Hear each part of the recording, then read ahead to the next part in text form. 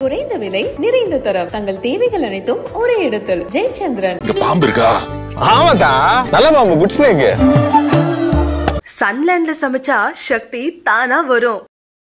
இப்படி தான் அந்த மருந்தை கண்டுபிடிக்கிறாங்க, அதை சாப்பிட்றாங்க, இந்த சரீரத்தை உயர்ந்த சரீரமாக சுத்த தேகமாக மாற்றி சித்த நிலை அப்படின்ற அடைகிறாங்க. அதன் பிறகு தான் அடுத்தடுத்து சில விஷயங்களை செய்கிறாங்க. உலகம் முழுக்க இருக்கக்கூடிய அனைத்து மதத்திலும் இந்த சித்த நிலையை அடைந்த மகான்கள் நிரம்பி போயிருக்காங்க. என்ன தேவை உங்களுக்கு? பறக்கணும் அப்படின்னா கவனமணின்னு சொல்லி ஒரு மணி செய்வாங்க. அதுக்கு உண்டான மூலிகை சாறுலாம் அதுக்கு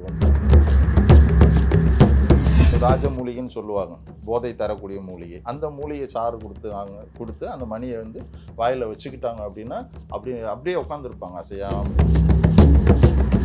இப்போ சித்த நிலையும் சித்த மருத்துவம் ஒன்றோடு ஒன்று பிணைந்து, இது வேற அது வேற, எல்லாமே சயின்ஸாக அவங்க கண்டுபிடிச்சாங்க. என்ன இந்த பஞ்சபூதத்தை அவங்க அடக்குறாங்க, இவர்கள் கைவசப்படுத்துகிறாங்க. அதன் மூலமாக இந்த அஷ்டமா சித்தியும் சேரும் பொழுது அவங்க என்ன நினைச்சாலும் சரி செய்ய முடியும் அப்படின்றது ரொம்ப சாதாரணமாக நடக்கும். ஜீசஸை சொல்லுவாங்க இல்லையா, அவர் சரீரம் ரொம்ப புனிதமானது அப்படின்னு சொல்லுவாங்க. அவருடைய சரீரத்தை தான் அப்பமா சாப்பிட்றதா ஒரு சம்பிரதாயம் வச்சுருக்காங்க. அவருடைய ரத்தத்தை தான் திராட்சை ரசமாக சாப்பிட்றதா சம்பிரதாயம் வச்சுருக்காங்க. அப்போது அந்த ஒரு அற்புதமான ஒரு சரீரமாகவே சித்தருடைய சரீரம் மாறும் அப்படின்றது தான் இந்த குரு மருந்தினுடைய. சாமி, இப்போது சித்தர்கள் இங்கே 18 சித்தர்கள் பற்றி நிறைய இப்போ தேட ஆரம்பிச்சிருக்காங்க. ஆனால் ஒரு சாமானிய மனிதன் தான் சித்த நிலையை அடைகிறாங்க. அப்போ அந்த டிராவல் இருக்கு இல்லையா, அவங்க எப்படி அந்த சித்த நிலையை அடைகிறாங்க? அதாவது இந்த சித்த நிலை அப்படின்றது ஒரு அஷ்டமா சித்தி கைவரப்பெற்ற ஒரு சாமானிய மனிதன் கைவரப்பெற்ற நிலை தான் சித்த நிலை அப்படின்னே சொல்ல முடியும். இன்றைக்கி பல துறைகளில் இருப்பவர்கள் என்ன செய்கிறாங்க, சாதாரணமாக ஒரு பூசாரியாக இருக்கிறவங்க கூட நான் சித்தன், ஏதோ ஒரு இதாக இருந்தாலும் சித்தன்ற பேர் ரொம்ப சலுசாக பயன்படுத்திக்கிட்டு இருக்கிறாங்க. சித்த நிலை என்பது என்ன அப்படின்னா அஷ்டமா சித்தி அப்படின்றத கைவரப்படணும். அஷ்டமா சித்தி அப்படின்றது உருவத்தை சின்னதாக்குறது, பெருசாக்குறது, ரசவாதம் பண்ணுறது, அந்த பறக்கிறது, இந்த மாதிரி இப்படி ஒரு 8 சித்திகள் பெறணும் அப்படின்றது ஒரு நியமமாக இருக்குது. இதை பெற்றவர்கள் மூலச்சித்தர்களாக இருப்பவர்கள் யாருன்னு பார்த்தீங்கன்னா இந்த 18 சித்தர்கள். அகத்தியர்லேருந்து அப்படியே 18 சித்தர்கள் ஆரம்பிக்கிறாங்க. அப்போது இந்த அஷ்டமா சித்தி யார் கைவரப்படுறாங்க அப்படின்னா, சித்த நிலையை யார் அடைகிறாங்க அப்படின்னா, பொதுவாக சித்த மருத்துவம் பார்ப்பவர்கள் இருக்கிறாங்க இல்லையா, அந்த காலத்தில் அவங்க மூலிகை இனம் காண்றாங்க, மூலிகையை ஒரு மருந்துக்கு பயன்படுத்துகிறாங்க. அதன் பிறகு இந்த சித்த நிலையை இந்த சரீரத்தை அடைவதற்குண்டான ஒரு குரு மருந்துன்னு ஒன்று செய்கிறாங்க. அதாவது என்ன குரு மருந்துனா என்ன அப்படின்னு கேட்கும் பொழுது அதுக்கு பேர் காயக்கல்பம் மருந்து அப்படின்னு சொல்லுவாங்க. காயக்கல்பம்னா என்ன அப்படின்னு கேட்கும் பொழுது முப்பு அப்படின்னு சொல்லுவாங்க, முப்பு குருன்னு சொல்லுவாங்க, முப்பு சுண்ணன்னு சொல்லுவாங்க, முப்புன்னு சொல்லுவாங்க. அப்போ இதை எந்த ஒரு சாதாரண ஒரு வைத்தியனோ ஒரு மனிதனோ யார் செய்து அந்த செய்ததை தான் சரீரத்தில் எடுத்துக்கொள்கிறார்களோ இந்த சரீரமாகப்பட்டது சுத்த தேகமாக மாறி இந்த சித்த நிலையை அடைவதற்குண்டான அஷ்டமா சித்திகளுக்கு தகுதி நிலை பெறும். இப்படி தான் அந்த மருந்தை கண்டுபிடிக்கிறாங்க, அதை சாப்பிட்றாங்க, இந்த சரீரத்தை உயர்ந்த சரீரமாக சுத்த தேகமாக மாற்றி சித்த நிலை அப்படின்ற அடைகிறாங்க. அதன் பிறகு தான் அடுத்தடுத்து சில விஷயங்களை செய்கிறாங்க. அப்போ சாமானியன் என்ன செய்யணும் அப்படின்னா, ஒரு மருத்துவம் படிக்கணும், மருத்துவம் படிக்கலைனாலும் பரவாயில்ல, இந்த குரு மருந்து அப்படின்றத கண்டுபிடிக்கணும். இதை கண்டுபிடித்து அது அவன் சாப்பிடணும். நம்மளுடைய சரீரம் ஊத்த சரீரம் தான் சொல்லுவாங்க சித்தர்களுடைய ஒரு அந்த வட்டார வழக்கில். அதை சுத்தமாக்குறதுக்கு உண்டான மருந்து எடுத்துக்கிட்டாலே ஒழிய சித்த நிலை அடையும். இப்போ அது ஒவ்வொரு உடலுக்கும் வேற வேற காம்போசிஷன்ல வேற வேற மருந்தா இருக்கா, இல்லை அது ஒரே மருந்து தான்? உலகம் முழுக்க இருக்கக்கூடிய அனைத்து மதத்திலும் இந்த சித்த நிலையை அடைந்த மகான்கள் நிரம்பி போயிருக்காங்க. அதாவது மேலை நாட்டிலையும் சித்தர்கள் இருக்கிறாங்க, நம் நாட்டிலையும் சித்தர்கள் இருக்கிறாங்க. நம்ம நாட்டு சித்தர்கள் தான் உயர்ந்தவங்க, மேலை நாட்டு சித்தர்கள் தாழ்ந்தவங்க அப்படிலாம் கிடையாது. இஸ்லாமிய மதத்தில் சித்தர்கள் இருக்கிறாங்க, இந்து மதத்தில் சித்தர்கள் இருக்கிறாங்க, கிறிஸ்துவ மதத்தில் சித்தர்கள் இருக்காங்க. மதத்தில் இருந்துட்டு அவர்கள் வழிபாடு பண்ணிக்கிறாங்க. ஜீசஸ்ன்னு கும்பிட்டுக்கிறாங்க, ஈஸ்வரன் கும்பிட்டுருக்காங்க, அல்லாஹ் அப்படின்னு சொல்லிக்கிறாங்களே ஒழிய, இந்த சித்த நிலையை அடைவதற்கு இந்த குரு மருந்து அப்படின்றது வந்து கண்டுபிடிக்காம யாரும் அடைய முடியாது. இதுதான் இந்த நிலையை அடைந்தவர்களுக்கு மட்டும்தான் சித்தன் பேர் கொடுக்கணும். சும்மா போராள் வர ஆளுக்கெல்லாம் பேர் கொடுக்கறது அது அவர்களை ஒரு இழிவுபடுத்துவதாக தான் நான் கருதுறேன். சித்தர்கள் அப்படின்னாலே அவங்க இன்னைக்கும் அருவமாக வாழ்ந்துக்கிட்டு இருக்காங்க அப்படிங்கிற ஒரு விஷயம். டைம் ட்ராவல் பண்ணியிருக்காங்க. இப்போ போகர் சித்தர் வந்து டைம் ட்ராவல் பண்ணியிருக்காரு அப்படிங்கிறதும், வள்ளலார் வந்து டைம் ட்ராவல் பண்ணியிருக்காரு அப்படிங்கிற விஷயங்கள்லாம் நமக்கு தெரிய வருது. அப்போ இந்த டைம் ட்ராவல், இந்த பறக்கிறது, இது எல்லாமே வந்து சித்த அந்த நீங்கள் சொன்னீங்கல்ல அஷ்டமா சித்திகளுக்குள்ளாடி சித்திகளுக்கு உட்பட்டு தான் இது நடந்தாலும் கூட, அதாவது பார்த்தீங்க அப்படின்னா ரசமணி கேள்விப்பட்டிருப்பீங்க. பொதுவாக இன்றைக்கி வந்து எல்லா ஒரு அந்த மருந்து கடைகள்லாம் ஒரு சின்ன சின்னதாக மணி மாதிரி செஞ்சு வச்சுருப்பாங்க, விற்பாங்க. அதை வந்து உயர்ந்த நிலையை அந்த ரசமணியை உருவாக்கி என்ன தேவை உங்களுக்கு பறக்கணும் அப்படின்னா கவனமணின்னு சொல்லி ஒரு மணி செய்வாங்க.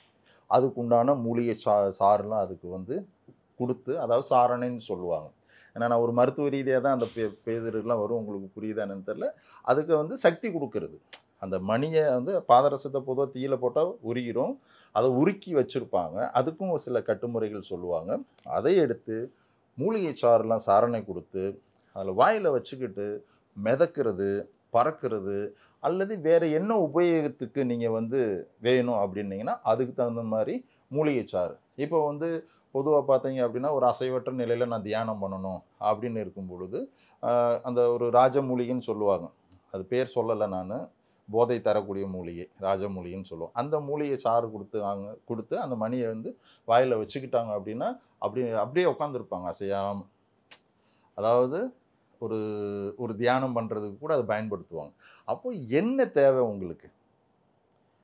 வேறு விஷயத்துக்கு கூட வந்து ஒரு ஒரு தாம்பத்திய உறவுக்கு கூட அந்த மணி செஞ்சு பயன்படுத்துறதுக்கெலாம் எல்லா தேவைக்கும் அந்த மணி அப்படின்றதுக்கு வந்து மூலிகை சாறு கொடுத்து பயன்படுத்துகிற வழக்கமாக இருக்குது. அதில் ஒன்று தான் நீங்கள் கேட்டது பறக்கிறது. அப்போது அவர்கள் வந்து அந்த குரு மருந்து அப்படின்றது எது அப்படின்னு பார்த்தீங்க அப்படின்னா, இந்த பிரபஞ்சத்தினுடைய சூட்சும சக்தியாக இருக்கக்கூடிய, சாயலாக இருக்கக்கூடிய அந்த ஒரு பிரணவம் பொருள்னு அப்படின்னு சொல்லுவாங்க. ஓம் அப்படின்னு சொல்லுவாங்க இல்லையா? அது நான் உங்களுக்கு சமாளித்து பேசுகிறதாவே தான் இருக்கும். என்ன காரணம் அப்படின்னா, அந்த பொருளை நான் சொல்லாமல் நான் எத்தனாயிரம் வார்த்தை சப்போர்ட் பேசினாலும் அது புரியாது. புரியாமல் இருக்கட்டும். அந்த பிரணவ பொருள் நம்ம எடுத்துக்குவோம். இந்த பிரணவ பொருள் வந்து இந்த பிரபஞ்சத்தினுடைய சூட்சும சாயலாக இருக்கிறனால இதை நாம் எடுத்துக்கிட்டோம் அப்படின்னா அந்த சூட்சுமம் அந்த இறை சக்தியோடு நம்ம போய் ஒன்ற முடியும் அப்படின்றதான் தத்துவம். இப்போது நம்ம இந்த குரு மருந்தை சாப்பிட்டு நான் சர்க்கஸ் காமிக்கிறதுக்கும் இந்த அஷ்டம் நான் பறந்து காமிக்கிறதுக்கும் அப்படின்றதும் அல்ல. அது எனக்கானது, அதாவது உங்களுக்கானது. இது நீங்கள் இறைவனை உணர்வதற்குண்டான வழிமுறை. நான் தெரிஞ்சுக்கிட்டனால வந்து நான் மட்டும்தான் இந்த இடத்துல பெரிய ஆள் அப்படின்றதுல சித்தர்கள் என்றைக்குமே அகங்காரமாக நிற்கலை. இப்போ அந்த மருந்தை வந்து உடலில் எடுக்கும்போது அது சாதாரணப்பட்ட ஒரு விளைவு காட்டாது இல்லையா? ஏன்னா ஒரு சித்த நிலைக்கு வந்து உடம்பை வந்து உருவாக்கணும் அப்படின்னு இருக்கிறப்ப அதுக்கான விளைவுகள் அனைத்துமே துறக்கிறாங்களே. ஒரு சாமானிய மனுஷன் என்னென்ன நீங்கள் அனுபவிக்கணும்னு இப்போ வந்து நம்ம வந்து ஒரு ரோட்டில் போனால் ஒரு மிட்டாய் வாங்கி தின்றோம், ஒரு பழம் வாங்கி சாப்பிட்றோம், அது சாப்பிட்றோம், இதை சாப்பிட்றோம், என்னத்தையோ பண்ண திருமணம் பண்ணுறோம், தேவையான உடை உடுத்துறோம். எதுவுமே இல்லாமல் ஒரு பற்றற்ற நிலைக்கு போனாதான் இறைத்தன்மை அடைய முடியும்னு சொல்லி அனைத்தையும் இழந்து அவர்கள் அதை கண்டுபிடித்து மக்களுக்கும் பயன்படணும் அப்படின்றத வந்து நல்லா புரிஞ்சுக்கோங்க. இது தனக்கானதாக தான் இதை உருவாக்கி கண்டுபிடிச்சி உருவாக்குறாங்க. உருவாக்குனதை சாமானிய மனிதர்களுக்குமே மருந்தில் கலந்து கொடுக்குறாங்க. அதனால தான் அதுக்கு பேர் குரு மருந்துனே வைக்கிறாங்க. இப்போ நாங்களே அந்த வேலை செய்துட்ருக்கோம். நாங்கள் ஒரு மருந்து கொடுக்குறோம், மருந்து செஞ்சு கொடுக்குறோம் அப்படின்னா அந்த குரு மருந்து கொஞ்சம் கலந்து தான் கொடுப்போம். என்னங்க இது கலக்கும் பொழுது அந்த மருந்தினுடைய ஒரு தகுதி நிலை ஒரு 10% வேலை செய்கிறது வந்து 100% வேலை செய்கிறதுக்கு உண்டான உயர்வு பெற்றோம். அதனால தான் அது குரு மருந்து அப்படின்னு சொல்கிறாங்க. அதனால சாமானியர்களுக்கு இருக்குது. இப்போ சித்த நிலையும் சித்த மருத்துவம் ஒன்றோடு ஒன்று பிணைந்தது. இது வேற அது வேற கிடையாது. இப்போது சித்தர்கள் அப்படின்னு பார்க்குறப்ப நம்ம வந்து முதல்ல போகர் சித்தரை பற்றி பேசலாம். இப்போ போகர் சித்தர் டைம் ட்ராவல் பண்ணதை பற்றி நீங்கள் சொன்னீங்க. இந்த மாதிரியான அவருக்கு ஒரு சக்தி இருக்குது அப்படிங்கிற விஷயத்தெல்லாம் இந்த நவபாஷானம் அப்படின்னு தயாரித்த ஒரு விஷயம், இந்த டைம் ட்ராவல் பண்ண விஷயம், இதெல்லாம் போகர் சித்தர்னால எப்படி முடிஞ்சது அப்படிங்கிற அதாவது நான் திரும்ப ஒரே விஷயம் என்ன அப்படின்னா, போகர் வந்து அதிசயமான ஒரு குழந்தை, அவர் வந்து சூரியனுக்கு பிறந்தார், அவருக்கு எல்லா சக்தி இருந்ததுலாம் தயவு செய்து அப்படி ஒரு ஒரு அண்ணாந்து பார்க்கணுன்னு அவசியமே கிடையாது. அவர் ஒரு சாதாரணமான ஒரு ஒரு ஒரு தாய் தகப்பனுக்கு நம்மளை மாதிரி பிறந்த ஒரு குழந்தை தான், நம்மோடு தான் இருந்தவர் தான். அவர் உயர்ந்த நிலையை அடைஞ்சிருக்காரு அப்படின்னா அவர் அத்தனை கஷ்டப்பட்டு அந்த மருத்துவம் அந்த மருந்து கண்டுபிடிச்சி அந்த நவபாஷனை கட்டு செய்து மக்களுக்கு பயன்படட்டும் அப்படின்னு சொல்லி ஒரு சிலையாக வடித்து, இப்போ பொதுவாக அவங்களுக்கு இப்போ இந்த பெரிய பெரிய நோய்களுக்கெல்லாம் நம்ம வந்து இந்த வேக்சின் இதெல்லாம் போட முடியும். அது மாதிரி அந்த பாஷாணம் 9 பாஷாணம் வந்து அது கொட்டும் காரமான பாஷாணம், நாக்கில் வச்சோன்னே செத்து போயிடும். அந்த மாதிரி பாஷாணத்தை முறையான மருந்துகள் மூலமாக மூலிகைகள் மூலமாக இந்த முப்பு மூலமாக அதை முறைப்படுத்தி பாகம் பண்ணி ஒரு சிலையாக வடித்து மக்களுக்கு வந்து அந்த அபிஷேக நீர் வந்து தொடர்ந்து வந்து ஒரு தொழுதுட்டு அபிஷேக நீரை பருகி வரும் பொழுது அவர்களுக்கு பிணி நீங்கும் அப்படின்ற ஒரு உயர்ந்த நோக்கத்தில் அந்த மகன் செய்து வச்சிருக்கார். ஆக அஷ்டமா சித்தி அப்படின்றது வந்து அந்த ஒரு மருந்து எடுத்துக்கொள்ளும் பொழுதே வந்துடும். அதனால் அவங்க வந்து இந்த அண்ட சராசரத்தை வந்து உட்கார்ந்த இடத்துலேருந்து பார்த்தாலும் ஒன்று தான், பறந்து போய் பார்த்தாலும் ஒன்று தான். ஏன்னா நீங்கள் தண்ணிக்குள்ளே போட்டிங்கனாலும் அவங்களுக்கு பிராணன் தேவைப்படாது, நீங்கள் நெருப்பில் போட்டிங்கனாலும், அதாவது பஞ்சபூதத்தை அவங்க அடைக்கிறாங்க. இந்த சரீரம் வந்து எப்பயுமே பார்த்தீங்க அப்படின்னா சில பொருட்களை மேலே தடவிட்டு தீயை பற்ற வச்சிங்கன்னா நமக்கு சுடாது.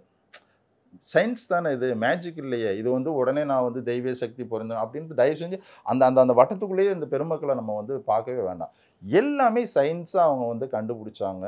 என்ன இந்த பஞ்சபூதத்தை வந்து அவங்க அடக்குறாங்க, இவர்கள் கைவசப்படுத்துகிறாங்க. அதன் மூலமாக இந்த அஷ்டமா சித்தியும் சேரும் பொழுது அவங்க என்ன நினச்சாலும் சரி செய்ய முடியும் அப்படின்றது ரொம்ப சாதாரணமாக நடக்கும். நான் இப்போ ஒரு சாமானியமாக நாங்களும் அதெல்லாம் செய்யலாமா அப்படின்னா தாராளமாக செய்யலாம். இது பழகணும். இதுக்கு பிராப்தம் வேணும்னு ஒரு நிலையை சொன்னாலும் கூட நீங்கள் ஆசைப்பட்டீங்கன்னா உங்களுக்கு கிடைக்காதது ஒன்றும் இல்லை. அதனால் அந்த நிலையை அடைவதற்கு உங்களுக்கு முயற்சியும் பயிற்சியும் இருந்தால் போதும், எல்லாரும் எல்லாமே செய்யலாம். ஏன்னா எல்லாரும் எல்லாம் பெறுவதற்கு தான் சித்த பெருமக்கள் வந்து எல்லாத்தையும் காட்டி வச்சுட்டு போயிருக்காங்க. அதை நமக்கு வந்து திரும்பி கூட பார்க்காம இருக்கும், என்ன பண்ணுறது. அப்போ பழனி மலையே வந்து ஒரு சித்த வைத்தியசாலை. அப்படி தான் தாராளமாக சொல்லலாம். சித்தர்கள் இருக்கிற இடம் அனைத்துமே மருத்துவம் நிறைந்த ஒரு இடமா தான் இருக்கும். அவங்க ஒன்றும் இல்லை, அதாவது நான் எவ்வளோ சொன்னாலும் பத்தாது. இந்த குரு மருந்து இப்போது இன்னொரு உதாரணம் சொல்கிறேன், நீங்கள் எப்படி எடுத்துக்க போகிறீங்கன்னு தெரில. ஜீசஸை சொல்லுவாங்க இல்லையா, அவர் சரீரம் வந்து ரொம்ப புனிதமானது அப்படின்னு சொல்லுவாங்க. அவருடைய சரீரத்தை தான் அப்பமா வந்து சாப்பிட்றதா ஒரு சம்பிரதாயம் வச்சுருக்காங்க. அவருடைய ரத்தத்தை தான் திராட்சை ரசமாக சாப்பிட்றதா சம்பிரதாயம் வச்சுருக்காங்க. அப்போது அந்த ஒரு அற்புதமான ஒரு சரீரமாகவே சித்தருடைய சரீரம் மாறும் அப்படின்றது தான் இந்த குருமருந்தினுடைய வேலை. அப்போது ஒரு நடந்து போகும்பொழுது ஒரு குஷ்டரோகி ஒரு பெண்ணு வந்து அவருடைய துணிப்பட்டு குணமாகினது அப்படின்னு சொல்லும் பொழுது அந்த சரீரம் எவ்வளோ புனிதமானதாக எவ்வளோ மருத்துவம் நிறைந்ததாக இருக்குது அப்படின்றது நம்ம வந்து சிலாகிக்க வேணாமா. அப்போ அந்த பெருமக்களினுடைய சரீரம் அவ்வளோ சுத்த தேகமாக இருக்கும் பொழுது மருந்து நிறைந்த தேகமாகவே ஆயிரும். அவங்க இப்படி பண்ணிவிட்டு ஒரு மூலிகை எடுத்து கசக்கிட்டு கொடுப்பாங்க. அப்படி நிறைய சித்தர்களுடைய ஜீவ சமாதியிலலாம் அவங்களுடைய வம்சாவளிகள்கிட்டையோ அல்லது அவங்களுடைய சிஷியர்கள்ட்டையோ போய் கேட்டிங்கன்னா, ஐயா வருவார், அப்படியே வரப்போ ஏதோ ஒரு இலையை பிடிச்சி கசக்கி அப்படியே வாயில் போடுவார், மூச்சரிச்சு போய் கிடந்து எந்திரிச்சு நடக்க ஆரம்பிச்சிருவான், இப்படின்ற ஒரு அதிசயமான ஒரு கதைகள்லாம் சொல்லுவாங்க. இது அத்தனையுமே சாத்தியமானது. அந்த அளவுக்கு அவங்க உடல் தேகத்தை வந்து உருவாக்கி வச்சுருப்பாங்க. சுத்த தேகம் அப்படின்றத வந்து மிகைப்படுத்தி பார்க்கும் பொழுது அதாவது அவங்களுடைய சரீரம் வந்து நிழல் சாயாது அப்படின்பாங்க. நான் சொல்கிறது உங்களுக்கு புரியுதுங்களா? அதாவது ஒரு டிரான்ஸ்பரண்ட் பாடினே அவங்கள சொல்லுவாங்க சித்த பெருமக்களை. வள்ளலார் ஐயாவுடைய சரீரம் அப்படி தான். அவர் சுத்த சன்மார்க்க சங்கம்னு பேர் அவருடைய சரீரத்தை வச்சு தான் வந்து அந்த பேரே அழைக்கப்படுது. அவருடைய தேகம் ஒளி தேகமாகவே மாறிடும், பிரகாசமாக இருக்கும். அருட்பிரகாச வள்ளலார்னு ஐயா எதுக்கு சொல்கிறோம் அப்படின்னா இதெல்லாம் அவருக்கு இருக்குது. பொத்திட்டு தான் இருப்பார். என்ன காரணம் அப்படின்னா அவர் தேகம் அவ்வளோ ஒளி பிளம்பாக இருக்கும். அந்த நிலையில் இருக்கிறனால தான் அந்த ஒரு பிரகாச சரீரமாக இருந்தது ஒளி தேகமாகவே மாறி அவர் வந்து ரூமில் போயிட்டு ஒளி தேகமாகவே போயிட்டார் அப்படின்றது தான் இன்றைக்கி அவருடைய மிச்ச மீதியே கிடையாது. அதுதான். அப்போ அந்த சரீரத்துக்கு அவ்வளோ புனித தன்மை இருக்குது. அதனால் அவங்க ஒரு ஊருக்குள்ளே வந்தாலே அந்த ஊர் சுபிட்சமாகுன்றதெல்லாம் வந்து கதைகளில் நம்ம கேட்டிருப்போம். கதைகள்னால் புராணம் கிடையாது, திரும்ப திரும்ப சொல்கிறாங்க, வரலாறு இல்லை.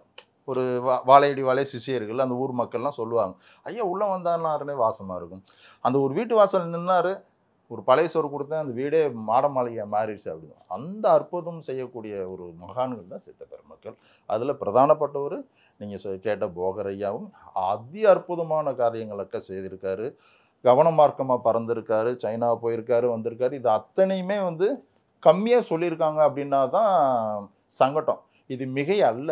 சித்தர்களுடைய ஒரு விஷயத்தை பார்க்கும் பொழுது எவ்வளோ ஒரு நீங்கள் ஏதாவது ஒரு கற்பனை கலந்து ஒரு பெரிய பொய்யா சொன்னீங்கன்னா கூட அது அவங்களால சாதாரணமாக செய்ய முடியக்கூடிய ஒரு சக்தி நிலையில் தான் அவங்க இருக்கிறாங்க. புரியுதுங்களா? அவங்களுடைய பெருமை எவ்வளோ பேசினாலும் பத்தாது. குறைந்த விலை நிறைந்த தரம் தங்கள் தேவைகள் அனைத்தும் ஒரே இடத்தில். ஜெயச்சந்திரன். இங்க பாம்பு இருக்கா? ஆமாக்கா, நல்ல பாம்பு, குட் ஸ்னேக். சன்லேண்ட்ல சமைச்சா சக்தி தானா வரும்.